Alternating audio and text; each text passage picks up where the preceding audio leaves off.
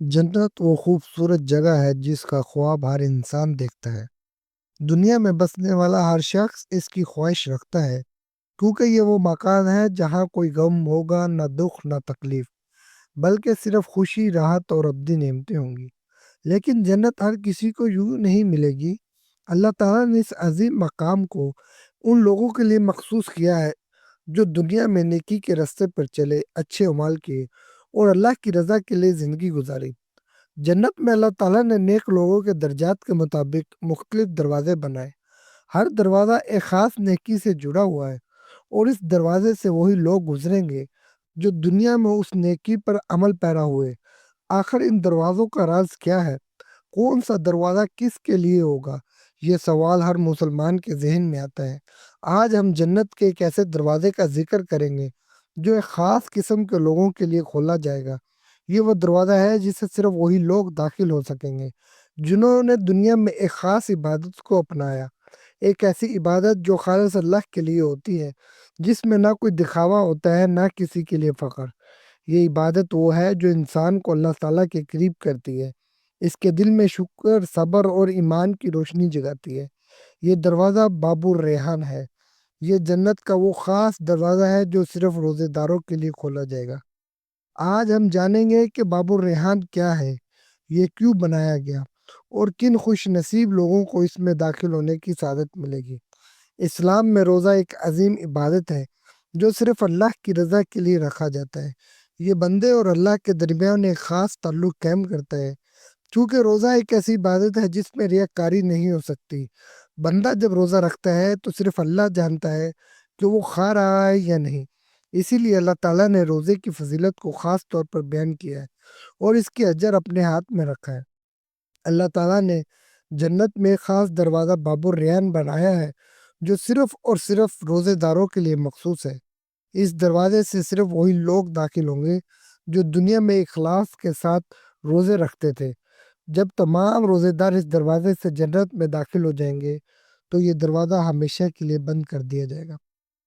روزہ اللہ کے لیے ہے اور اس کا اجر بھی اللہ دے گا۔ اللہ تعالیٰ فرماتے ہیں، روزہ میرے لیے ہے اور میں خود اس کا بدلہ دوں گا۔ یہ حدیث اس بات کو واضح کرتی ہے کہ روزہ کی عبادت کا بدلہ اتنا عظیم ہے کہ اللہ تعالیٰ نے اسے خود اپنے ہاتھ میں رکھا ہے۔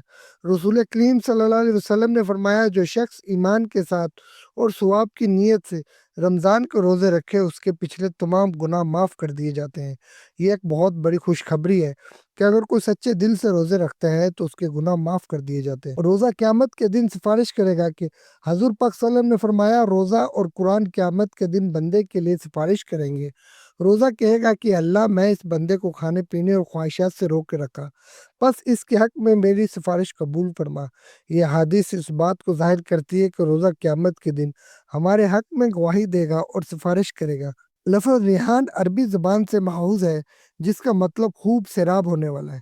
اس نام سے ظاہر ہوتا ہے کہ جو لوگ دنیا میں اللہ تعالیٰ کی خاطر بھوک اور پیاس برداشت کرتے رہے، وہ جنت میں کبھی پیاس محسوس نہیں کریں گے بلکہ ہمیشہ تر و تازہ اور سیراب رہیں گے۔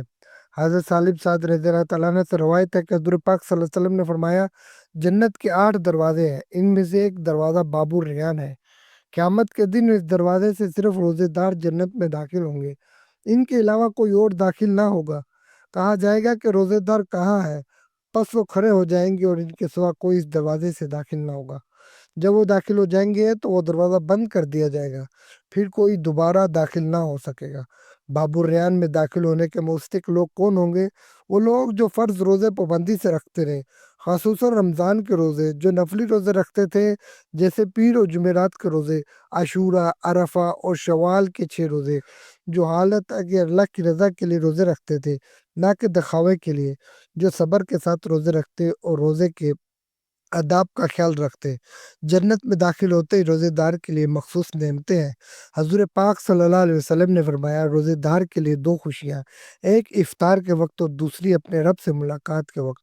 یعنی جنت میں داخل ہوتے ہی روزے دار کو ایک خاص قسم کی خوشی اور راحت نصیب ہوگی۔ حضرت ابو امامہ رضی اللہ تعالیٰ عنہ سے روایت ہے کہ رسول پاک صلی اللہ علیہ وسلم نے فرمایا، جو شخص ایک دن میں اللہ کے راستے میں روزہ رکھے، اللہ اس کے چہرے کو جہنم سے 70 سال کی مسافت کے برابر دور کر دے گا۔ روزے دار کے منہ کی خوشبو اللہ کے نزدیک مشک سے بھی زیادہ بہتر ہے۔ اللہ تعالیٰ نے جنت کو متقین ایک اور اعمال صالحہ کرنے والے بندوں کے لیے تخلیق کیا ہے۔ قرآن و حدیث میں جنت کے عظمت اور اس کے مختلف درجات اور انعامات کا ذکر ملتا ہے۔ حدیث میں یہ بھی آتا ہے کہ جنت کے 8 دروازے ہیں اور ہر دروازہ کسی نہ کسی نیک عمل یا عبادت سے منسلک ہے۔ یہ دروازے ان لوگوں کے لیے مخصوص کیے گئے ہیں جو دنیا میں اللہ تعالیٰ کے احکامات پر عمل کرتے رہے اور مختلف نیک اعمال بجا لاتے رہے۔ ہر دروازے سے وہی افراد داخل ہوگا جو اس دروازے سے متعلقہ نیکی میں ممتاز رہے گا۔ باب الصلاۃ نماز کا دروازہ ہے۔ یہ دروازہ ان خوش نصیب افراد کے لیے مخصوص ہے جو دنیا میں 5 وقت کی نماز پابندی کے ساتھ پڑھتے رہے، اللہ کی عبادت میں خوش و خضوع اختیار کیا اور نوافل، تہجد، اشتراک اور دیگر نیک اعمال کے ذریعے نماز کو اپنا اوڑھنا بچھونا بنایا۔ جنت کا دوسرا دروازہ باب الجہاد ہے، جہاد کا دروازہ۔ یہ دروازہ ان لوگوں کے لیے مخصوص ہے جنہوں نے اللہ کے دین کی سربلندی کے لیے جہاد کیا اور اپنی جان و مال قربان کیے۔ جنت کا تیسرا دروازہ باب الریان، روزے داروں کا دروازہ۔ یہ دروازہ صرف اور صرف روزے رکھنے والوں کے لیے مختص ہے۔ جن لوگوں نے دنیا میں اللہ کی رضا کے لیے روزے رکھے، خاص طور پر رمضان کے فرض روزے اور نفلی روزے جیسے عاشورہ، شوال، پیر و جمعرات کے روزے، وہ ایک دروازے تھے جنت میں داخل ہو جائیں گے۔ باب الصدقہ، صدقہ و خیرات کا دروازہ۔ یہ دروازہ ان لوگوں کے لیے مخصوص ہے جو اللہ کی راہ میں دل کھول کر صدقہ اور خیرات کرتے رہے۔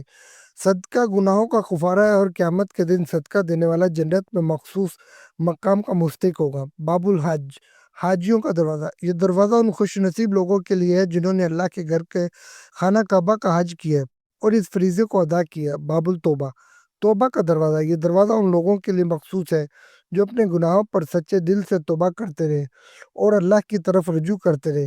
باب الکاظمی، غصہ برداشت کرنے والوں کا دروازہ۔ یہ دروازہ ان لوگوں کے لیے ہے جو غصے کو قابو میں رکھتے تھے، معاف کرنے والے اور صبر کرنے والے تھے۔